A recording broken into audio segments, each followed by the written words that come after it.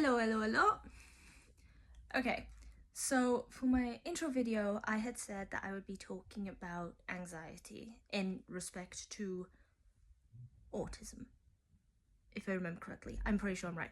Anyway, but however, because this is my very first vlog video ever, I figured it was actually a better idea to start from the very beginning.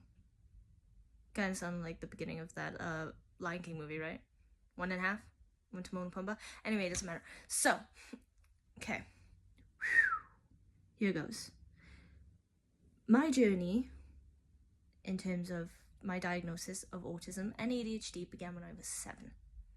At 7, I was diagnosed with ADHD, and then at 11, I believe that was when I was diagnosed with autism.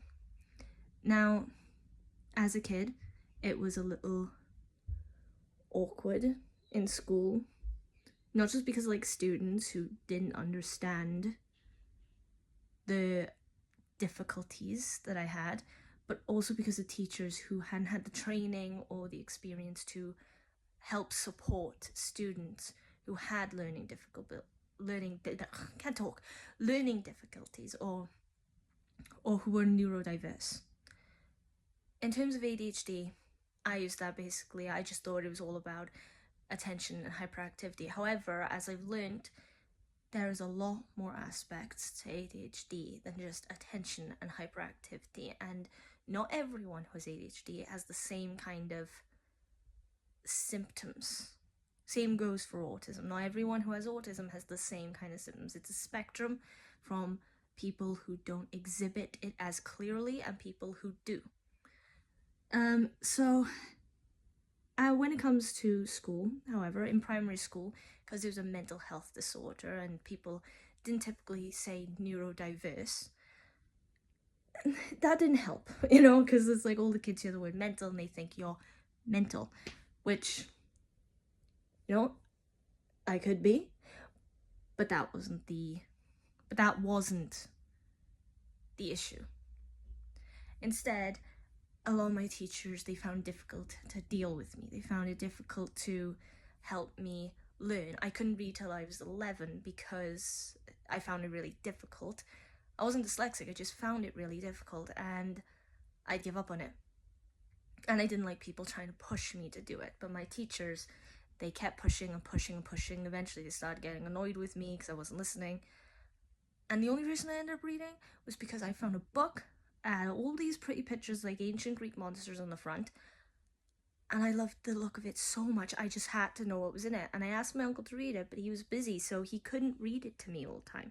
So instead, I figured, I got so desperate I wanted to read this one particular book that when I went back to school, I took to reading, and it was like a switch had gone off. I could pick everything up really easily.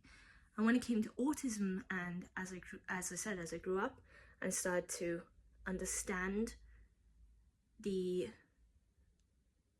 spectrum more. I started to understand myself better, the reasons why I did things, why I didn't do things, the reasons why I reacted in a particular way. The more I began to realize that it wasn't a bad thing. There were difficulties. Of course there were difficulties, but it wasn't all bad. Anyway, so that's how things began for me. Now, of course, I want to dissect everything, narrow it down to specific... Sorry, I keep pausing. To specific symptoms, specific issues. And of course I will. And as I've said, comment, any suggestions you have for things that you want me to talk about. If you also have autism or ADHD and you want me to express how I coped or how I grew up with certain aspects of it, then go ahead, because I'm more than happy to. But anxiety was initially my biggest issue. So that's why my first video now, after this one, so my second video, is going to be me talking about anxiety and the effects in autism. So again, if you're interested, that's all I have to say for now. But I'll see you soon, and I will plan this out better. Anyway, so, right, see you Have a nice day. Take care of yourself.